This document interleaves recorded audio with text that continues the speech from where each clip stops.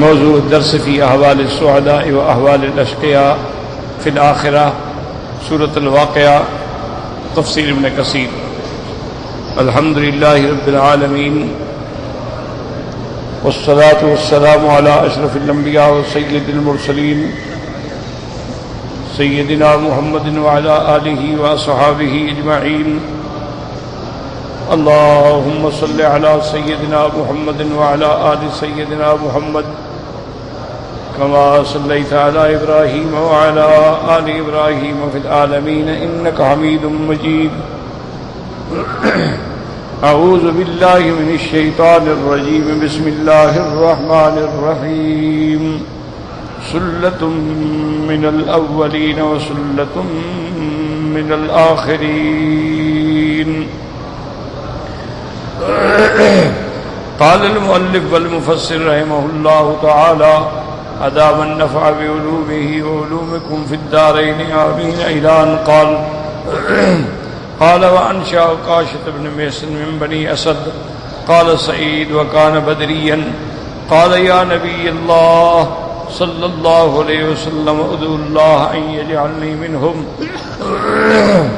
قال وقال اللهم اجعله منهم، قال أنشأ رجل آخر قال يا نبي الله صلى الله عليه وسلم ادعو الله أن يجعلني منهم، فقال سبقك بها عكاشة، قال وقال رسول الله صلى الله عليه وسلم من استطعتم فداكم أبي وأمي أن تكونوا من أصحاب اليمين فافعلوا، فإلا فكونوا من أصحاب الضراب، وإلا فكونوا من أصحاب الأفق، فإني قد رأيت ناسا كثيرا قد ناشبوا أحوالهم، ثم قال إني لأرجو أن تكونوا ربع للجنة، فكبرنا، ثم قال إني لأرجو أن تكونوا ثلث أهل الجنة، قال فكبرنا، قال إني لأرجو أن تكونوا نصف أهل الجنة، قال فكبرنا، قال ثم تلا رسول الله صلى الله عليه وسلم هذه الآية: سلة من الأولين وسلة من الآخرين۔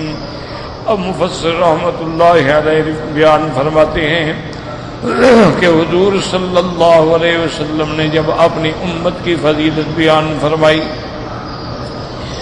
اور یہ بھی ارشاد فرمایا کہ ان کے ساتھ 70,000 بندے ایسے ہوں گے یدخلون الجنت بغیر حساب، جو جنت میں داخل ہوں گے جن پر حساب بھی نہیں ہوگا۔ قال وانشأ عكاشة بن محصن من بني اسد، حضرت عکاشہ بنی اسد سے تعلق رکھتے ہیں اور میرے باپ نبی صلی اللہ علیہ وسلم کے بڑے شان والے صحابی ہیں، بدری ہیں رضی اللہ تعالیٰ عنہ۔ قال یا نبی اللہ صلی اللہ علیہ وسلم ادعو اللہ ان یجعلنی منہم، انہوں نے کہا کہ حضور صلی اللہ علیہ وسلم دعا فرمائیں کہ اللہ مجھے بھی ان میں شامل فرما لے۔ فقال اللہم اجعلہم منہم، حضور پاک صلی اللہ علیہ وسلم نے دعا فرمائی کہ یا اللہ عکاشہ کو ان میں شامل فرما۔ قال انشأ رجل آخر، پھر ایک اور صحابی نے کہا کہ یا نبی اللہ صلی اللہ علیہ وسلم ادعو اللہ ان یجعلنی منہم، آپ میرے لیے بھی دعا فرمائیں کہ اللہ تبارک و تعالی مجھے بھی ان میں شامل فرما لیں۔ فقال سبقک بہا عکاشہ، حضور پاک صلی اللہ علیہ وسلم نے فرمایا کہ بس عکاشہ تم سے سبقت لے گئے۔ قال فقال رسول اللہ صلی اللہ علیہ وسلم من استطعتم، حضور پاک نے اپنے صحابہ کو ارشاد فرمایا کہ تم کوشش کرو، فداک ابی و امی، میرے ماں باپ قربان ہوں صحابہ پر، ان تکونوا من اصحاب الیمین، کہ تم اصحاب الیمین میں شامل ہو جاؤ۔ اگر تم اس میں بھی نہیں آ سکتے ہو تو اصحاب الضراب میں آ جاؤ، اگر اس میں بھی نہیں آ سکتے ہو تو اصحاب الافق میں آ جاؤ، جو حضور نے اپنی امت دیکھی یمین میں، ضراب میں، افق میں۔ قال قد رأيت ناسا كثيرا قد ناشبوا احوالهم، میں نے دیکھا بہت مخلوق ہے جو آپس میں ان کے احوال جو ہیں مختلف ہیں۔ اس کے بعد حضور نے فرمایا انی لارجو، میں امید کرتا ہوں اپنے مولا کریم سے، ان تکونوا ربع اہل الجنہ، کہ میری امت جو ہے وہ چوتھا حصہ جنتیوں کا ہوگی۔ کہتے ہیں فکبرنا، ہم نے تکبیر کہی اللہ اکبر۔ قال انی لارجو آپ نے فرمایا مجھے اللہ کی رحمت سے امید ہے کہ تم ثلث اہل الجنہ ہوگے. قال فکبرنا قال انی لارجو ان تکونوا نصف اہل الجنہ کہ تم آدھے تم ہوگے اور آدھے ساری امتیں ہوں گی. قال فکبرنا قال ثم تلا رسول اللہ سمادی آیا سلۃ من الاولین وسلۃ من الآخرین. اب حضور پاک نے یہ آیت مبارک پڑھی کہ ایک بہت بڑی جماعت اولین میں سے ہوگی سابقون اور ایک بہت بڑی جماعت آخرین میں بھی ہوگی. قال فقلنا بیننا من هؤلاء 70,000. اب صحابہ فرماتے ہیں کہ ہم آپس میں فکر کرنے لگے کہ وہ کون خوش نصیب ہوں گے 70,000 جو بغیر حساب کے جنت میں جائیں گے. فقلنا هم الذين ولدوا في الاسلام ولم يشركوا. ہم میں سے بعد نے کہا یہ وہ لوگ ہوں گے جو اسلام میں پیدا ہوئے اور پھر کبھی شرک نہیں کیا. قال فبلغوا ذلك فقال بل هم الذين حضور نے فرمایا نا یہ وہ لوگ ہوں گے الذين لا يكتوون ولا يسترقون ولا يتطيرون وعلى ربهم یتوکلون. حضور نے فرمایا جنت میں بغیر حساب جانے والی میری امت میں وہ لوگ ہوں گے جو لوگ یعنی اپنے آپ کو کئی نہیں کروائیں گے، یعنی وہ داغ دیتے ہیں نا آگ سے، وہ نہیں دلوائیں گے. ولا یسترقون اور وہ جاہلیت کے رقع پہ بھی عمل نہیں کریں گے. ولا یتطیرون اور وہ کسی پرندے کے اڑنے سے کوئی فال نہیں لیں گے کہ پرندہ ادھر اڑ گیا یا ادھر اڑ گیا ہے. وَعَلَىٰ رَبِّهِمْ يَتَوَكَّلُونَ وہ ہر معاملے میں اپنے رب پہ توکل کرنے والے ہوں گے کہ نفع نقصان کا مالک اللہ تبارک و تعالیٰ کی ذات ہے. وَقَدَا رَوَاهُ الْجَرِيرُ مِنْ طَرِيقَيْنِ آخَرٍ عن قتادة بن نحوه وهذا الحديث له طرق كثيرة من غير هذا الوجه في الصحاح وغيرها. اب مفسر رحمۃ اللہ علیہ فرماتے ہیں اس حدیث کے بہت سارے طرق ہیں، سیاق کے اندر بھی ہیں. قال ابن جریر حدثنا ابن حمید قال حدثنا مہران قال حدثنا سفیان عن ابان بن ابی ایاس عن سعید بن جبیر بعض سلة من الاولین وسلة من الاخرین.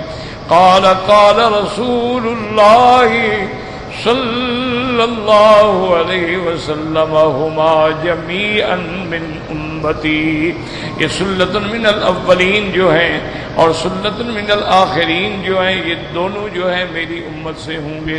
تو آپ نے الحمدللہ پڑھا کہ اس میں دو قول تھے. ایک قول یہ تھا کہ سلۃ من الاولین سے مراد پہلی امت ہے اور سلۃ من الآخرین سے مراد امت محمد مصطفیٰ صلی اللہ علیہ وسلم ہیں. لیکن دوسرا قول یہ تھا کہ یہ دونوں جو ہیں وہ حضور کی امت سے ہوں گے.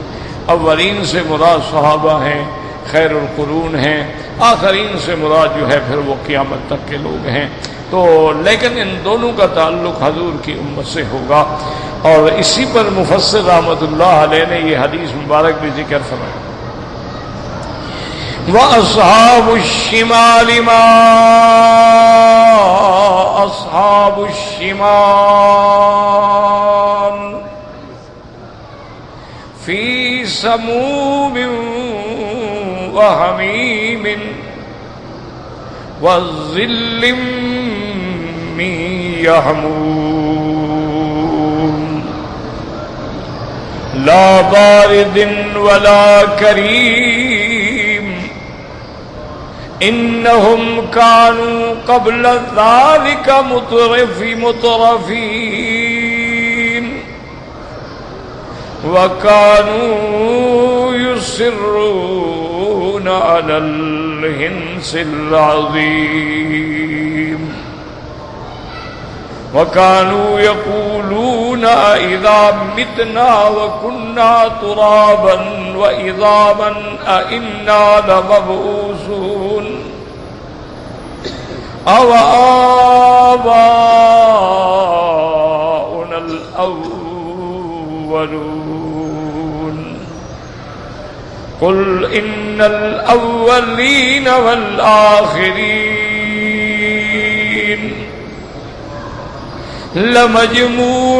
لمجموعون إلى ميقات يوم معلوم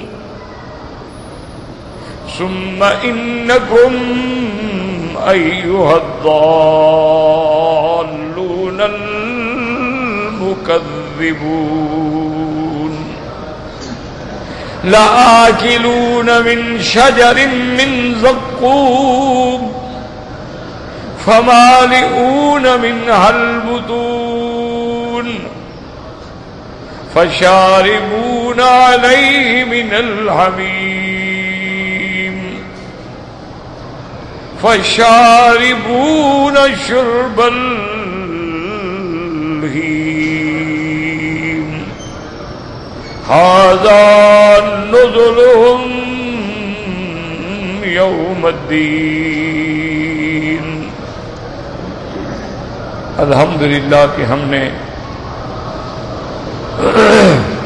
اس سورۃ المبارکہ میں جو 3 جماعتوں کا ذکر ہے، جن میں 2 خوش نصیب ہوں گے اور 1 بد نصیب ہوگا. خوش نصیبوں میں سب سے پہلا مقام تو ان کا ہے جو سابقون ہوں گے، مقربون ہوں گے، ان کا سب سے اونچا مقام. ان کے بعد پھر اصحاب الیمین کا مقام ہے کہ جن کو داہنے ہاتھ میں نامہ اعمال ملیں گے. یہ 2 جماعتیں جو ہیں یہ تو خوش نصیب ہیں. اب ان کے بعد پھر اس بد نصیب لوگوں کا ذکر ہے، وَأَصْحَابُ الشِّمَالِ مَا أَصْحَابُ الشِّمَالِ کہ جن کو بائیں ہاتھ میں نامہ اعمال میں.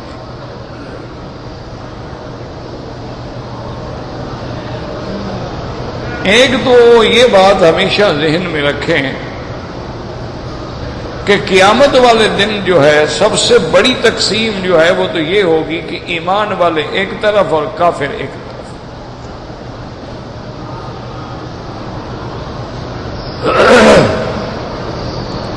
پھر ایمان والوں کے اندر جو ہے وہ درجات ہوں گے.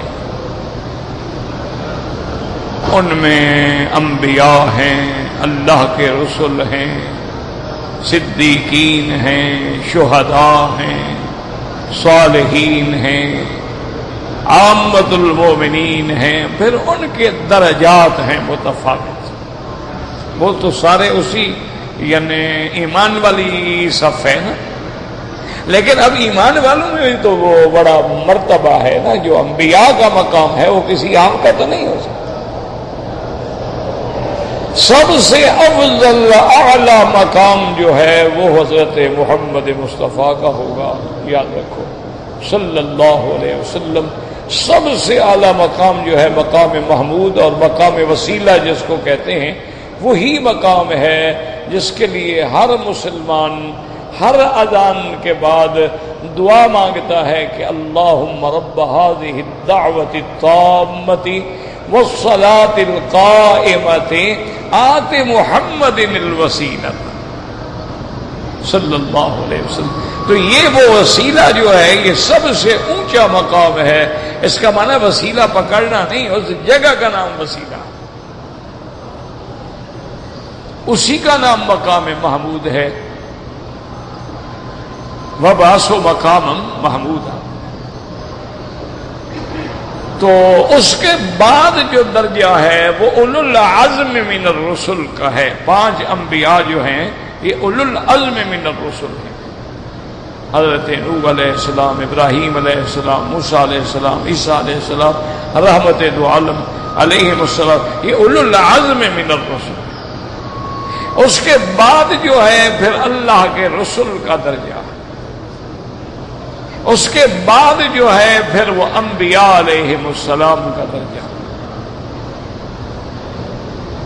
پھر ان لوگوں کا مقام ہے جو صدیقین ہیں، کیونکہ اللہ نے اسی ترتیب سے قرآن میں ذکر کیا. فَأُولَئِكَ مَعَ الَّذِينَ أَنْعَمَ اللَّهُ عَلَيْهِمْ مِنَ النَّبِيِّينَ وَالصِّدِّيقِينَ وَالشُّهَدَاءِ وَالصَّالِحِينَ وَحَسُنَ أُولَئِكَ رَفِيقًا. تو صدیقین کا مقام جو ہے وہ پھر شہداء سے بھی بلند، پہلے نبی، پھر صدیق، پھر شہداء، اس کے بعد جو ہے وہ عباد صالحین، اور جو ان کے ساتھ ہو گیا پھر ان کو کیا اچھی سی اچھی صحبت مل گئی۔ اسی طرح اب یاد رکھیں کہ جو بائیں والے تھے یہ سب کافر، اب کفار میں یہود بھی ہیں، نصارہ بھی ہیں، اس میں وثنی بھی ہیں، بت پرست بھی ہیں، مشرک بھی ہیں، اعتقادی منافق بھی ہیں، یعنی جو بھی کفر پہ مرا ہے وہ سب کافر۔ پھر کافروں کے اندر جو ہے پھر ان کے درکات ہوں گے۔ درجات کا معنی ہوتا ہے جو ایک دوسرے کے اوپر ہوں، درکات کا معنی ہوتا ہے جو نیچے اتر رہے ہیں، انڈر گراؤنڈ جا رہے ہیں ایک دوسرے کے نیچے، اس کو کہتے ہیں درکات۔ تو اب جو کافر ہوں گے، مشرک ہوں گے، ان میں بھی پھر درکات ہوں گے کہ کہاں فرعون، ابو جہل، نمرود، شداد، ابی لہب، ان کا کفر، اور کہاں ایک عام کافر۔ کہاں وہ کافر ہوں گے جو صرف کافر ہیں، لیکن کہاں وہ کافر ہیں کہ کفروا وصدوا عن سبیل اللہ، کہ خود بھی کافر ہیں اور لوگوں کو بھی اسلام کی طرف نہیں آنے دیتے۔ اسی طرح کافر ہیں لیکن یصدون عن المسجد الحرام، وہ مومنوں کو مسجد الحرام میں نہیں آنے دیتے۔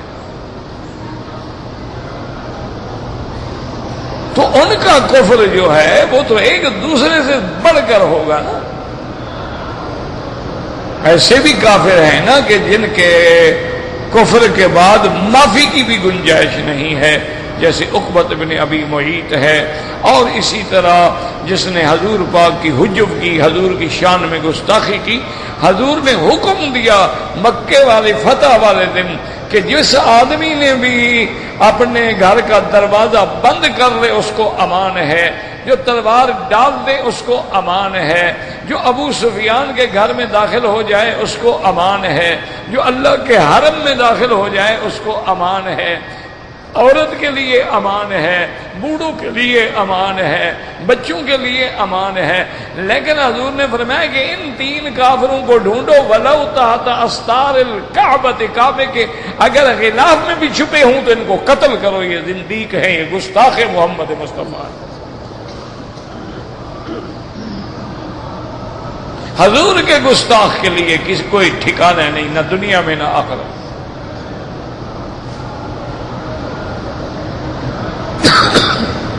گستاخی کا معنی یہ نہیں ہوتا کہ نعوذ باللہ کوئی براہ راست گالی دے، کوئی کیا گالی دے گا۔ گستاخی کا معنی یہ ہوتا ہے کہ حضور کی شان میں کوتاہی کر رہا ہے، یا کوئی دوسرا گستاخ ہے اور یہ اس کے ساتھ تعلق بنا رہے، یہ بھی گستاخ ہے۔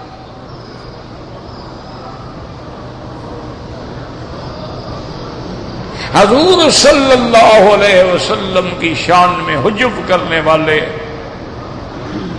اس لیے علماء نے لکھا ہے کہ وہ زندیق ہے، اس کی اللہ توبہ بھی قبول نہیں فرمائے۔ بعض علماء نے کہا ہے کہ توبہ کر لے، لیکن توبہ کے بعد بھی اس کو قید کر دیا جائے اور پھر دیکھا جائے کچھ عرصے تک کہ کیا وہ اپنی توبہ پر صحیح معنی میں قائم ہے اور اس کے احوال بدل گئے ہیں تو پھر معافی مل سکتی ہے، ورنہ تو اکثر ائمہ فرماتے نہیں اس بدبخت کے لیے توبہ کی گنجائش ہی نہیں۔ اللہ کا فیصلہ ہے، اللہ اپنے محبوب کے دشمن کو نہیں معاف کرتا، اللہ اپنے دشمنوں کو معاف کر دیتے ہیں، یاد رکھو، لیکن محبوب کے دشمن کو معاف نہیں فرماتے۔ اللہ نے واضح فرما دیا کہ میرا مدنی استغفر لهم او لا تستغفر لهم، آپ ان کے لیے بخشش مانگو یا نہ مانگو، ان تستغفر لهم 70 مرۃ، 70 دفعہ بھی مانگو۔ اس کا معنی یہ نہیں ہوتا کہ ضرور 70 گن کے، معنی یعنی جتنا زیادہ بھی مانگو ان کو میں نہیں بخشوں۔ فلن یغفر اللہ. اور یہ ایسے بدبخت ہیں میرا مدنی جو تیرے دشمن ہیں، ان کے قبر پر بھی کبھی کھڑے نہ ہونا. تو اس لیے ہمیشہ یاد رکھیں کہ پھر کافر جو ہیں ان میں بھی درجات ہوں گے، ان میں سب سے زیادہ نیچے والے، پھر ان سے کم، پھر ان سے کم. لیکن بہرحال جس کی موت کفر پہ آئے گی وہ جائے گا جہنم میں. ایک بات پکی یاد رکھیں، یہ فیصلہ ہے کہ ان اللہ لا یغفر ان یشرک بہ وَيَغْفِرُ مَا دُونَ ذَلِكَ لِمَن يَشَاءُ. اللہ تبارک و تعالیٰ جس نے شرک کیا اور شرک پہ مر گیا، یاد رکھ، ورنہ تو مکے کے کئی مشرک ہیں جو مسلمان ہو گئے. منع ہوتا ہے شرک پہ مر گیا، مرنے سے پہلے مسلمان ہو گیا، الحمدللہ. جیسے کوئی پکا مسلمان ہو لیکن مرنے سے پہلے کافر ہو گیا، اللہ معاف کرے، اس کے لیے بھی جہنم ہے. ابھی آپ دیکھتے نہیں ہیں ہندوستان میں اور بنگلہ دیش میں اور بھی کئی جگہ ہوں گی، کیونکہ یہاں ہمارا آنا جانا ہوتا ہے نا، تو اس لیے ہم جانتے ہیں کتنے مسلمان ہیں کافر لڑکیوں سے شادی کر لی. تو کافرہ سے شادی کرنا تو کافر ہو گیا، اور اس کو اس نے حلال سمجھا ہوا ہے کہ میری بیوی ہے.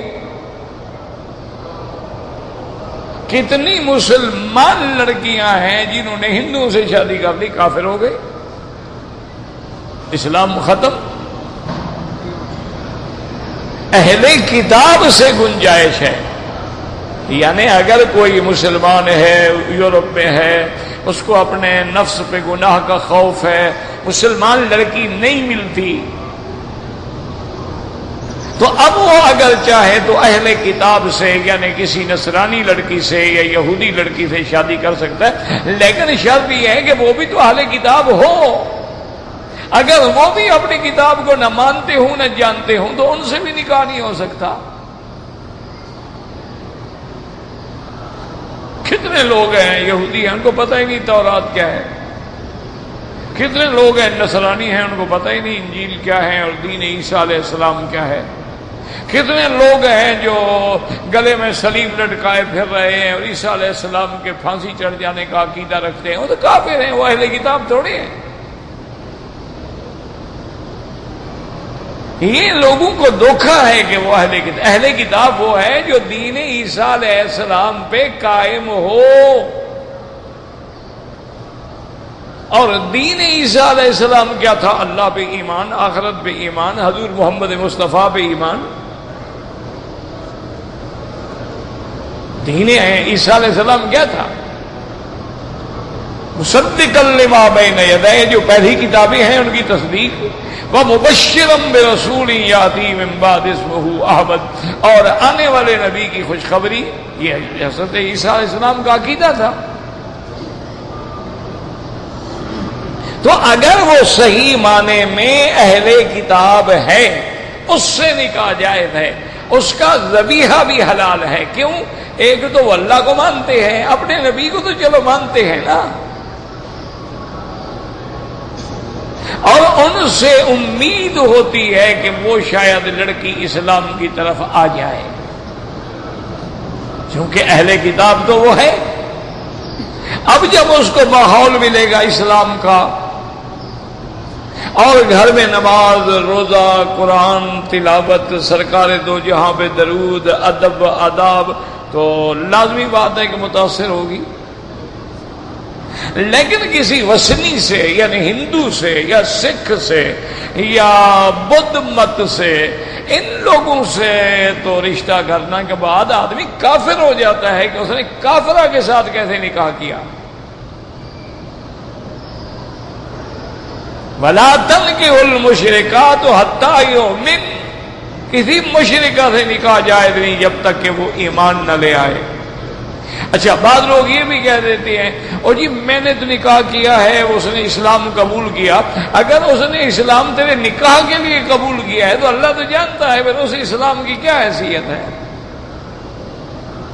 انہوں نے کہا چلو شادی کرتے ہیں، میں مسلمان ہو جاتی ہوں، کیا فرق پڑتا ہے، کلمہ ہی پڑھنا ہے نا، کیا ہے۔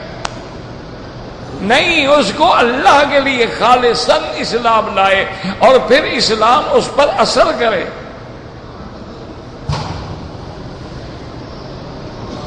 زبانی کلامی تو سب مسلمان ہیں، تو اس لیے ہمیشہ یاد رکھیں یہ اللہ کا نص قطعی ہے اور فرمان دو عالم ہے کہ من مات لا یشرک باللہ شیئا، جو مر گیا اللہ سے شرک نہیں کیا وہ جنت میں جائے گا، اور من مات یشرک باللہ شیئا، جس نے موت آئی شرک پہ آئی تو جی سیدھا جہنم میں جائے گا۔ اگر کسی مشرک کو پناہ مل سکتی تو پھر ابی طالب کو پناہ مل جاتی۔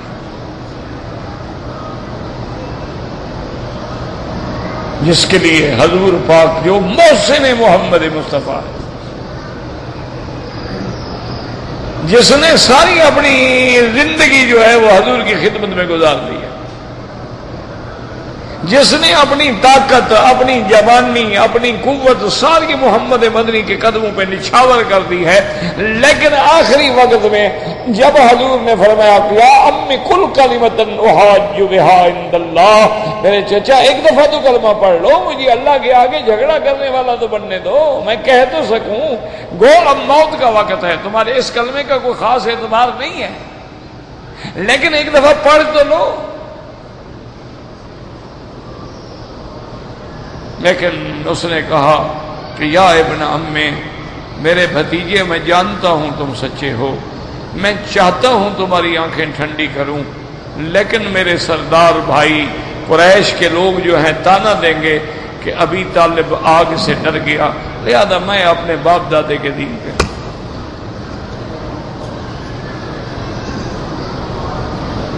تو اگر اس کو پناہ نہ ملے، نوح علیہ السلام کے بیٹے کو پناہ نہ ملے، لوط علیہ السلام کی بیوی کو پناہ نہ ملے، تو یہ تو جاہلوں کے عقیدے ہوتے ہیں نا، اور جی ہمیں پیر چھڑا لیں گے اور نماز پڑھے نہ پڑھے، مرشد جو مضبوط ہے ہمارا وہ ہمیں چھڑا لے گا، پتہ نہیں خود کہاں ہوگا تمہیں چھڑا لے گا، اس کا خود تو فکر کرو۔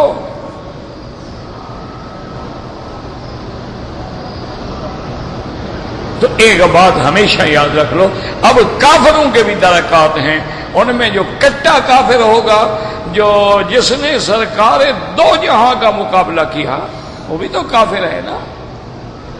ایک وہ کافر ہے جس نے صحابہ کا مقابلہ کیا، ایک وہ کافر ہے جس نے عام مسلمانوں کا مقابلہ کیا، تو فرق ہے، تو ان کو پھر سزا بھی اسی طرح ملے گی۔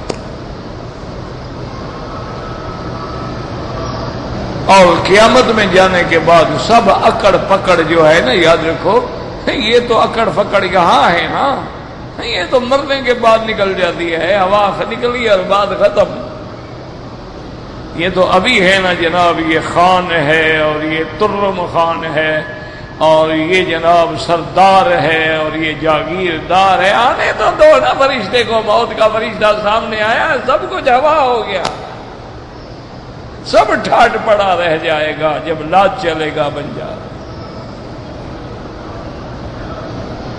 آج جو تم اپنے گھروں میں ایئر فریشنر لگواتے ہو اور اپنے گھروں میں فلاورز رکھتے ہو کہ میرے کمرے میں بڑی بھینی بھینی مست خوشبو آنی چاہیے، مرنے کے بعد تو تمہیں 2 دن کے لیے کوئی گھر میں نہیں رکھے گا، آپ کے بدن سے ایسی بدبو اٹھے گی کہ محلے والے بھاگ جائیں۔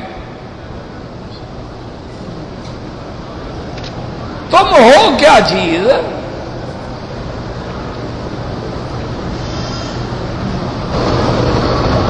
انسان کیا ہے؟ اس لیے سیدنا علی رضی اللہ تعالیٰ عنہ فرماتے تھے کہ مجھے اس بندے سے تعجب آتا ہے جو زمین میں اکڑ کے چلتا ہے، جو کپڑے نیچے پاؤں سے لٹکا کے چلتا ہے، جو گردنیں اونچی کر کے چلتا ہے، جو غریبوں کو حقارت کی نظر سے دیکھتا ہے۔ فرمایا اس متکبر کو یہ پتہ نہیں ہے کہ تم پیشاب کی جگہ سے 2 دفعہ نکلے ہو، کس بات پہ اکڑ رہے ہو، تمہاری قیمت کیا ہے؟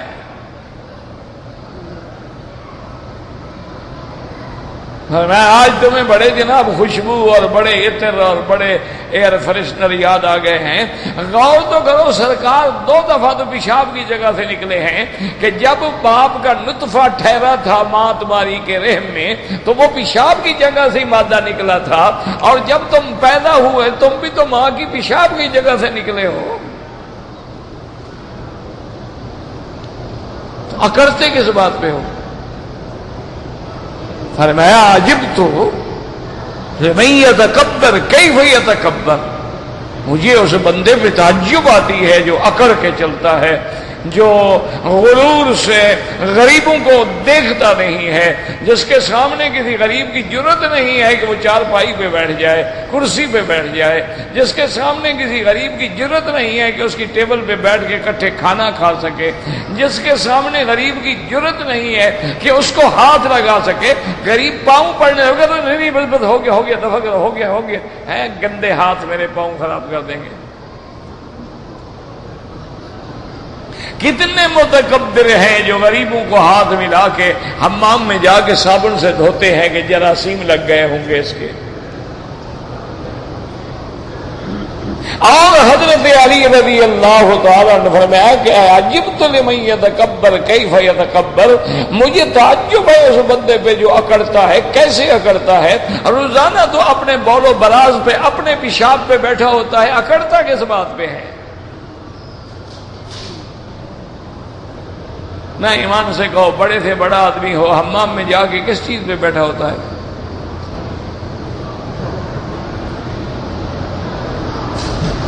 تو فرمایا یہ کیسا تکبر ہے؟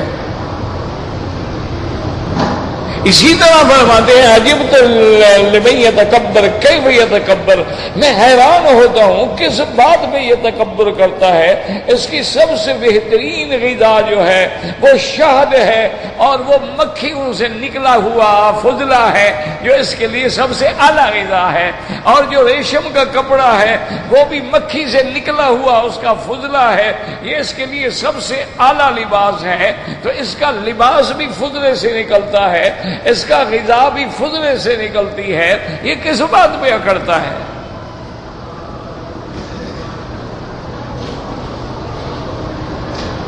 اسی لیے سیدنا علی رضی اللہ تعالی عنہ نے ایک کافر سے مقابلہ کیا، وہ بڑا بہادر تھا، بڑا اس کو اپنے بہادری پہ ناز تھا۔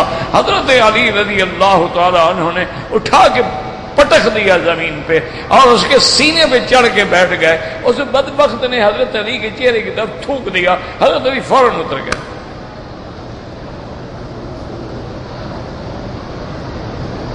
تو اس نے کہا حضرت علی میں حیران ہو گیا ہوں، میں نے تھوکا، تم تو مجھے اس سے اور زیادہ غصے میں آ جاتے، لیکن تم میرے سینے سے ہٹ کے کھڑے ہو گئے، بات مجھے سمجھ نہیں آئی۔ اس نے کہا پہلے میں اللہ کے لیے لڑ رہا تھا، اب اگر میں لڑتا تو اپنی ذات کا غصہ میں نکالتا نا، اپنی ذات کے لیے ہم نہیں لڑتے، جب لڑتے ہیں تو اللہ کے لیے لڑتے ہیں۔ اور نے کہا مجھے تم نے تھوک دیا، کیا ہو گیا؟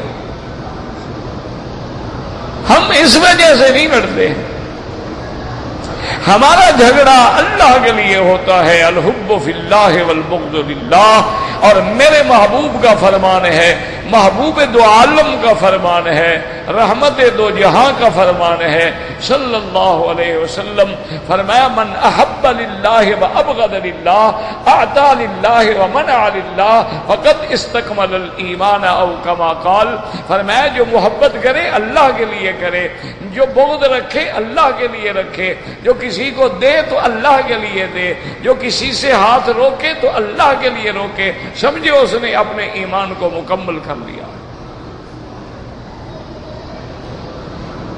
تو اس لیے یاد رکھیں کہ جس کی موت شرک پہ آ جائے، شرک کا کیا معنی ہوتا ہے؟ جو اللہ کی ذات میں صفات میں کسی کو شریک کر لے وہ مشرک ہے۔ ایک موٹی بات یہ معنی نہیں ہوتا کہ دو خداؤں کو پوجتا ہو، یہ معنی نہیں ہوتا. دو خدا تو بہت چھوٹا تھا ایک فرقہ تھا جو کہتے تھے دو خدا ہیں، ایک یزدان ہے اور ایک اہرمن ہے، ورنہ باقی جتنے بت پرست ہیں یہ ان کو خدا نہیں مانتے. وہ کہتے ہیں ہاں یہ آلیہ ہیں، لیکن اصل بات یہ ہے کہ بڑا تو وہی بھگوان ہے نا، یہ سفارشی ہیں ہمارے، یہ تو دیوی دیوتا جو ہے یہ تو ہمارے اوتار ہیں، اور اصل تو وہ بھگوان ہے نا.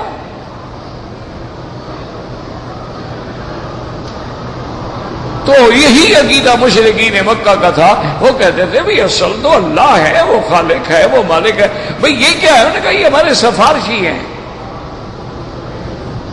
یہ ہم نے ان کو جو راضی رکھا ہوا ہے، ان کے ہم پھول ڈالتے ہیں، ان کے آگے آگے سجدے کرتے ہیں، ان کے نام پہ ہم جانور ذبح کرتے ہیں، تو یہ جب خوش ہو جائیں گے تو قیامت میں ہماری سفارش کر دیں گے، اللہ بھی راضی ہو جائیں گے. یہی عقیدہ ہمارے جاہل کا ہے کہ پیر جو ہے یہ خدا نہیں ہے، لیکن خدا کو منانے کا ذریعہ یہی ہے. ہم ان کو کہیں گے، یہ خدا کو کہے گا.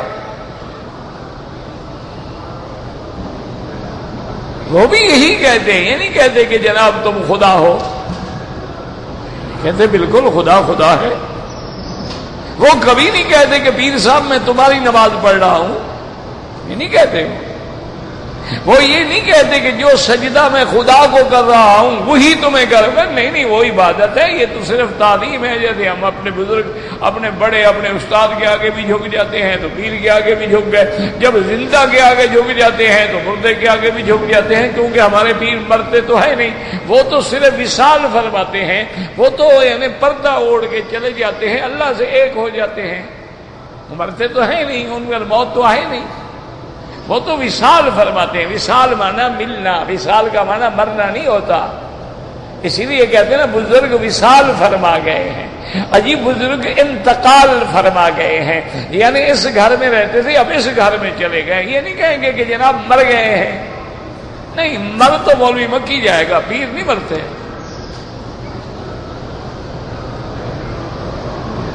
وہ تو وصال فرماتے ہیں، وہ تو جناب انتقال فرماتے ہیں. اور جی وہ تو پردہ فرما گئے ہیں، بس پردہ ڈال دیا ہے، اور تو کوئی بات نہیں ہے، پردہ فرما گئے ہیں. یعنی مقصد ہے جب تک زندہ تھے مرد تھے، اب عورت ہو کے پردہ کر رہے ہیں. اچھا عقیدہ ہے. انا للہ و انا الیہ راجعون. اچھا یہ اب یہ وصال فرما گئے، انتقال فرما گئے، پردہ فرما گئے، تو مرنے کے بعد ان کو ایک ہفتہ تو رہنے دو ذرا گھر میں، پتہ لگ جائے گا نا تمہیں وصال ہوا ہے یا موت آئی ہے، پتہ لگ جائے گا نا. صرف ایک ہفتے کے لیے گھر میں رہنے دیں، چیخے مار کے بھاگ جاؤ گے گھر چھوڑ کے. یہ تو شکر کرو کہ عذاب قبر ہم سنتے نہیں. حضور نے فرمایا الا الثقلین، دنیا کا ہر چیز، ہر جانور، پرند چرند جانور سب سنتے ہیں، لیکن انسان اور جن نہیں سنتے. حضور نے فرمایا اگر یہ سنتے تو ڈر کے مارے کبھی مردوں کو دفن ہی نہ کرتے. کہ وہ جب فرشتے آ کے مقام من حدید وہ لوہے کے گرد مارتے ہیں نا، پھر پتہ لگتا ہے نا کہ ہم نے کیا شرک کیا تھا. تو اس لیے ہمیشہ یاد رکھیں، ایک بات پکی رکھیں کہ جو ایمان پہ مر گیا وہ جنت میں جائے گا. اچھا گناہ گار ہے، رگڑا بگڑا لگ بھی گیا لیکن جنت میں جائے گا. اور جو شرک پہ مر گیا وہ سیدھا جہنم، اس کے لیے کوئی ٹھکانہ ہے ہی نہیں. نہ شفاعت ہے، نہ سفارش ہے، نہ فدیہ ہے، نہ کوئی چھڑانے والا ہے، نہ کوئی اللہ کے آگے کہنے والا ہے. اس کا ایک ہی ٹھکانہ ہے، مأواہم جہنم، ان کا ٹھکانہ جہنم بس. تو اس لیے اب دیکھیں اس آیت میں اللہ پاک فرماتے ہیں وَأَصْحَابُ الشِّمَالِ وَأَصْحَابُ الشِّمَالِ مَا أَصْحَابُ الشِّمَالِ، وہ بائیں والے کیا چیز ہیں؟ وہ بائیں والے فی سموم وحمیم. اللہ اکبر. سموم کہتے ہیں وہ گرم ہوا، زہریلی ہوا، وہ لو، سموم سم سے ہے نا، سم کہتے ہیں زہر. اسی لیے قرآن میں آتا ہے کہ کافر آسمانوں میں داخل نہیں ہو سکتے، نہ جنت میں داخل ہو سکتے ہیں. لا تفتح لهم ابواب السماء ولا يدخلون الجنة حتى يلج الجمل في سم الخیاط. اور یہ جنت میں بھی داخل نہیں ہوں گے جبکہ کوئی اونٹ کسی سوئی کے ناکے سے نہیں گزر سکتا ہے. ان کا داخلہ بند ہے، جنت میں بھی بند ہے، آسمانوں میں بھی بند ہے.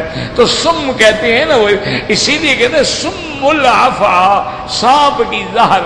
تو وہ بھی اس کے اپنے آگے جو اس کا ایک اس میں زہر ہوتی ہے، وہ گویا انجیکشن لگاتا ہے اور پھر اس کی زہر جو ہے وہ ایک ایک بندے کے مسام میں پھیل جاتی ہے.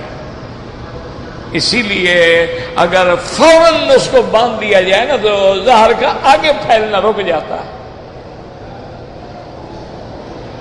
لیکن اس وقت اللہ رحمت کرے ہوش کس کو ہوتا ہے؟ آدمی حواس باختہ ہو جاتے ہیں، سانپ نے ڈس لیا ہے. اور پھر سانپ جو ہے بعض تو ایسے زہریلے ہوتے ہیں نا کہ جن کے ڈسنے کے بعد بچنے کا امکان ہی نہیں ہوتا ہے. اور بعض ایسے زہریلے ہوتے ہیں کہ وہ اگر ایسے پھونک بھی مار دیں تو بندہ مر جاتا ہے. اور بعض ایسے زہریلے ہوتے ہیں ان کی لکیر پر بھی پاؤں رکھ دو تو زہر ہو جاتی ہے. لیکن بزرگوں نے، اللہ والوں نے کیا بڑی بات کی ہے. انہوں نے کہا بیٹا زہر تو سانپوں میں بھی ہوتی ہے، زہر تو بچھوؤں میں بھی ہوتی ہے، زہر تو کتے میں بھی ہوتی ہے، کسی کو کاٹ لے تو پاگل ہو جاتا ہے. لیکن سب سے خطرناک جانور جو ہے وہ انسان ہے. کہ سانپ کاٹنے کا پتہ تو لگ جاتا ہے نا، سانپ نے کاٹا. انسان کے کاٹنے کا پتہ ہی نہیں لگتا نا، دوست بن کے چھنجر مارتا رہتا ہے. دوست بنا ہوا ہے، جان نچھاور کر رہا ہے، اور جناب میں چھپ چھپ کے چوری چوری تیرے لیے نشہ لاتا ہوں. اتنا بڑا خیر خواہ دوست کہاں ملے گا؟ اور تیری تباہی کا انتظام کر رہا. وہ پرانے دور کے لوگ کہتے تھے کہ جس زمیندار کے بیٹے کی سے دشمنی لینی ہو، چونکہ غریب کے بچے جو ہوتے ہیں نا وہ دشمن تو نہیں بن سکتے نا بیچارے، ظاہراً تو مقابلہ نہیں کر سکتے. تو وہ کیا کرتے ہیں پھر ان سرداروں کے نوکر بن جاتے ہیں، غلام بن جاتے ہیں، مالشیے بن جاتے ہیں، چمچے بن جاتے ہیں. پھر ان کو یا نشہ لگا دیں گے یا طوائف لگا دیں گے، بس ان کا بدلہ پورا ہو گیا. اب ساری زندگی یہ کتے کی طرح چر چر کے مرتا رہے گا، اور غیرت بھی ختم، عزت بھی ختم، ہر چیز ختم. اور وہ نوکر ماشاءاللہ مٹھیوں بھی بھرتے ہیں، خوش بھی ہوتے ہیں. ہاں ٹھیک ہوا نا، تم بھی ہماری بہنوں پہ آنکھیں پھینکتے تھے نا، تم بھی تو ہماری نوجوان لڑکیوں کو رات کو اٹھا کے کہتے تھے بنگلے میں پہنچاؤ. اب پہنچے ہوئے ہو جنگلے میں کہ نہیں؟ وہ پھر اس طرح بدلا لیتے. تو اس لیے یاد رکھیں، اللہ معاف فرمائے، سموم کا کیا معنی ہوا؟ زہریلی ہوا. کیوں؟ صرف گرم ہوا نہیں، گرم کے لیے تو اور جیسے آگے ہے وحمیم، حمیم مانا گرم. حمام کو حمام کیوں کہتے ہو؟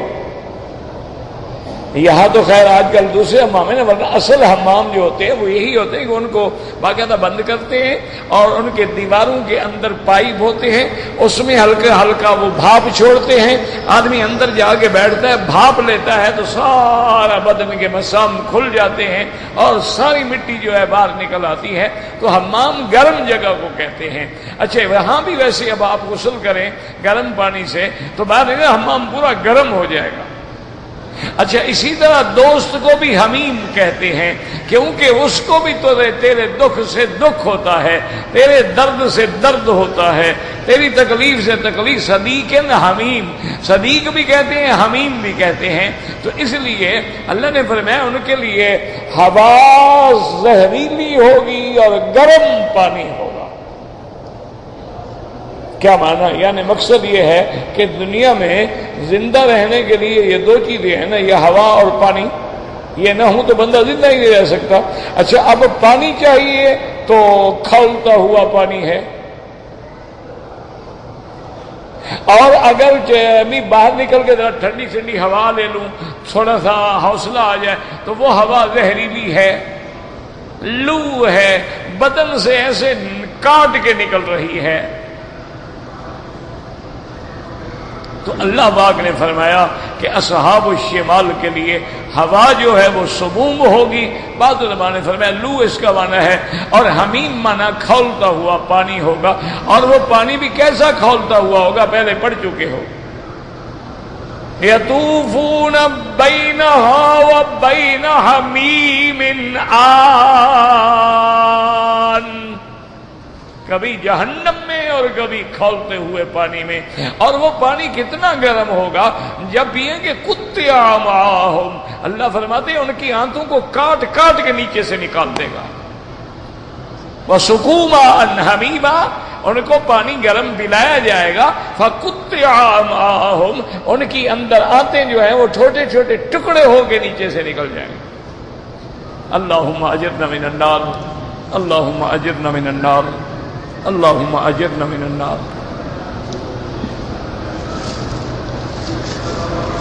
کہتے جی کہ میں ایک نیا مسلم ہوں، ہندوستان سے آیا ہوں، میں اسلام لایا ہوں، محمد سہیل میرا نام ہے۔ تو میرا بھائی یہ درس سے بڑی نصیحت وصیت اور کیا ہوتی ہے؟ یہ درس یہی نصیحت تو ہے جو آپ نے سنا الحمدللہ۔ اسی طرح کوشش کرو کہ علماء کے درس میں بیٹھا کرو، اسی طرح کوشش کرو کہ جو دعوت کے لیے دین کے لیے جماعتیں نکلتی ہیں ان سے تعلق جوڑو، تاکہ تیرا دین روز بروز جو ہے پریکٹیکل طور پہ تیرے سامنے گزرے اور تیرے اندر داخل ہو جائے۔ کیونکہ ایک ہے نا یہ آدمی کہتا رہے کہ بھائی ورزش کرو، لیکن ورزش کیسے کرو؟ انہوں نے کہا جی کھڑے ہو جاؤ پیٹی کر لو، ہاتھ ایسے۔ ایک ہے واقعتاً کرو، تو اس میں آسمان زمین کا فرق ہے۔ بہرحال اللہ پاک اسلام پہ قائم رکھے۔ کہتے ہیں جی کہ ایک مثال ہے کہ زن جو ہے وہ صفا اور سگ جو ہے وفا، یعنی عورت بے وفا ہوتی ہے اور کتا وفادار ہوتا ہے، تو ٹھیک ہے تم بیوی نکال دو، کتا رکھ لو، اس پہ عمل کر لو نا بھائی۔ جب تم نے یہ مثال لکھی ہے عمل کرو اس پہ۔ اچھا تم کہاں سے پیدا ہوئے ہو؟ اسی بے وفا سے۔ یاد رکھو یہ جاہلوں کی باتیں ہیں، اور تمہیں تو وہ بھی تو ہے نا، مسلمات مومنات قانتات تائبات عابدات سائحات سیبات وابکارا، وہ بھی تو ہے نا، ان میں وہ بھی تو ہے نا، ومریم ابنت عمران التی احسنت فرجہا فنفخنا فیہا وصدقت بکلمات ربہا وکتبہ وکانت من القانتین، وہ بھی تو ہے نا۔ یہ کیا معنی ہے کہ ہر عورت ایسی ہے؟ ہر مرد ایسے نہیں ہوتا، ہر عورت ایسے نہیں ہوتا۔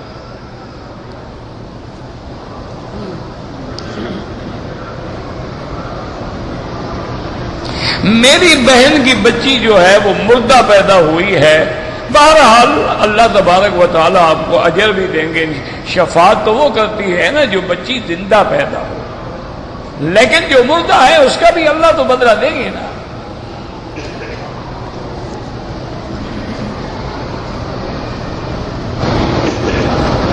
کہتے ہیں جی اس دنیا کو فانی دنیا کہنا چاہیے، بعض دوست کہتے ہیں کہ نہیں کہنا چاہیے۔ تمہیں پتہ نہیں ایسے کون سے دوست کرتے ہیں جو اتنے بڑے جاہل ہوتے ہیں کہ کل من علیہا فان قرآن کہہ رہا ہے اور اس کے بعد نہیں کہنا چاہیے، وہ کافر ہے وہ کوئی؟ پتہ نہیں کیسے کیسے لوگ دنیا میں پڑے ہیں، اور جو ایسے سوالات ہیں وہ میرے مقدر میں لکھے ہوئے ہیں۔ آج ایک آدمی نے سوال پوچھا، پھر کہتے ہیں مکی صاحب ناراض ہو جاتے ہیں، میں میرے بھائی، میں آپ کا خادم ہوں، آپ کا بھائی ہوں، آپ کا بالکل الحمدللہ خیر خواہ ہوں، لیکن ناراضگی کی وجہ ہوتی ہے، انسان ہے۔ اب اس نے پوچھا جی میں عمرے کے لیے آیا تھا، میں طواف کر رہا تھا تو میری چادر جو تھی وہ ناف سے نیچے تھی، اب ایک آدمی نے مجھے کہا کہ بھائی چادر کو اونچا کرو، ناف کو چھپا لو، ٹھیک کہا اس نے، تو میں نے اونچا کر لیا، تو جب میری چادر ہل گئی تو عمرہ میرا گر گیا، یعنی عمرہ چادر میں بندھا ہوا تھا۔ اب مجھے بتاؤ اس کو میں کیسے سمجھاؤں؟ اللہ ہدایت دے، اللہ کے بندے۔ اچھا یہ اوپر کی چادر جو ہے نا کسی کی گر جائے، وہ سمجھے او میرا تو عمرہ خراب ہو گیا، چادر میری کھل گئی۔ اچھا چادر کی گرہ کھل جائے، وہ دوبارہ باندھے، او میرا عمرہ ختم ہو گیا، او کھل کے گر جاتی، لیکن اس کو باندھنی نہیں چاہیے تھی۔ عجیب احمق ہے، کیا کرے یار؟ اللہ کے بندے، چادر نیچے ہو گئی ہے اس کو دوبارہ باندھ لو، چادر خراب ہو گئی ہے دھو ڈالو، چادر پھٹ گئی ہے بدل ڈالو، چادر میں تو عمرہ نہیں بندھا ہوا ہے نا، لیکن بس دماغ میں ہے۔ جو ویزے خریدتے ہیں بیچتے ہیں دونوں دلال ہیں، دونوں اسلام کے خلاف ہیں، بالکل حرام ہے۔ یہی تو ہے جو لوگوں کو تم ذلیل کر رہے ہو۔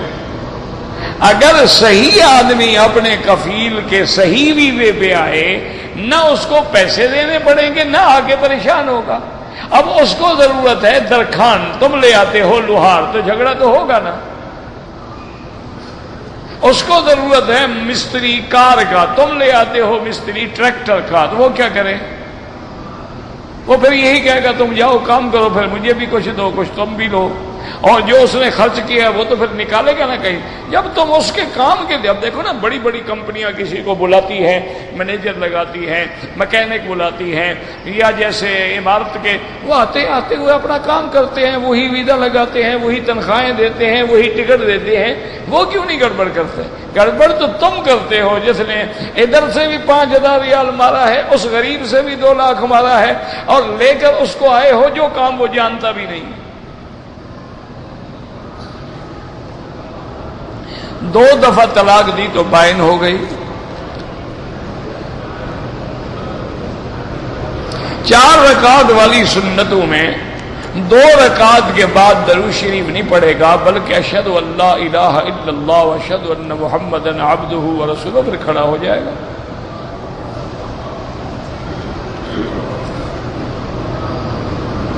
میرے والد فوت ہو گئے، اللہ مغفرت فرمائے، اللہ ہر مسلمان جو بھی فوت ہو گئے اللہ ان کی قبروں کو باغ جنت بنا، یا اللہ ان کی مغفرت فرما، ان کے درجات بلند فرما، ہمارے آباء و اجداد اور اساتذہ اور مشائخ پہ بھی رحم فرما۔ میری بیٹی کی طبیعت خراب ہے، اللہ شفا عطا فرما، اللہم اشفنا واشف مرضانا ومرضى من اوصانا واستوصانا ومرضى المسلمین۔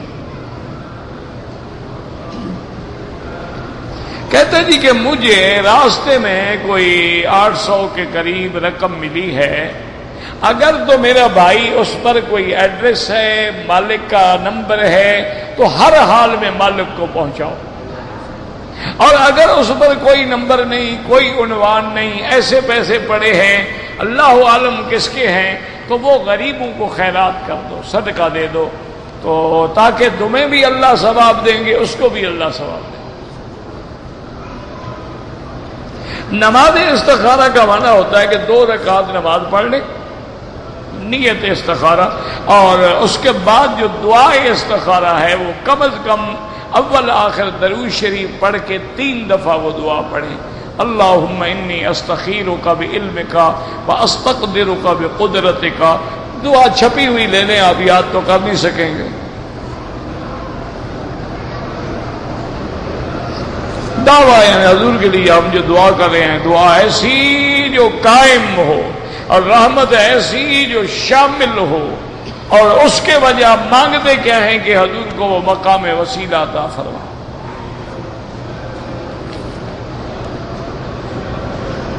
کہتے جی کہ عقیقے کا بکرے جو ہیں ہم مدرسے میں دے دیں، اچھی بات ہے، مانا تو ہے کہ عقیقہ کرنا ہے، لڑکا ہے تو 2 بکرے یا 2 دمبے یا جو بھی لے تو اس کو ذبح کر کے گوشت تقسیم کر دے غریبوں کو، اگر اپنے لوگوں کو بھی کھلا دے تو کوئی منع نہیں ہوتا ہے، لیکن بہت اچھا ہے کہ مدرسے کے طلباء کو دے دو، جو قرآن و حدیث پڑھنے والے لوگ ہیں دوستوں کو کھلانا ہے تو الگ اور دعوت کر لو۔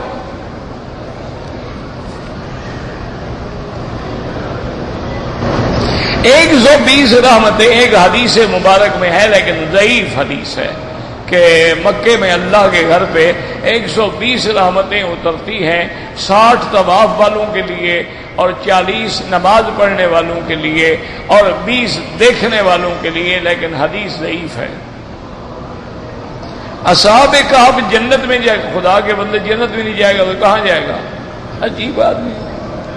اب بتاؤ جناب اس کو کیا سمجھاؤں؟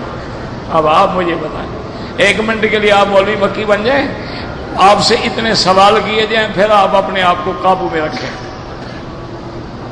لیکن انشاءاللہ بڑا اللہ کے بندے جن کے نام پہ اللہ نے پورے قرآن میں واقعہ بیان فرمایا ہے اور اللہ کی توحید کے لیے تو وہ نکلے بیچارے غاروں میں آئے، وہ جنت میں نہیں جائیں گے تو کہاں جائیں گے؟ ان کا تو جرم ہی یہی تھا نا بیچاروں کا کہ وہ اللہ کی توحید پہ قائم تھے، بادشاہ وقت مشرک تھا، اس نے ان کو ڈرایا دھمکایا، وہ بیچارے گھر چھوڑ کے ملک چھوڑ کے ہجرت کر گئے، اللہ نے ان کی غار میں حفاظت فرمائی، وہ تو سب سے بڑے جنتی ہیں۔ ربنا تقبل منا انك انت السميع العليم وتب علينا انك انت التواب الرحيم اللهم اجعل لنا وللمسلمين من كل هم فرجا ومن كل ضيق مخرجا ومن كل بلاء عافيا اللهم انا نعوذ بك عن زوال نعمتك وتحول عافيتك وفجاءة نقمتك وجميع سخطك اللهم اذهب الباس رب الناس اشف انت شافي لا شفاء الا شفاؤك شفاؤك لا يغادر سقما صلی اللہ تعالی علی خیر خلقہ سیدنا محمد وعلی آلہ وصحبہ اجمعین۔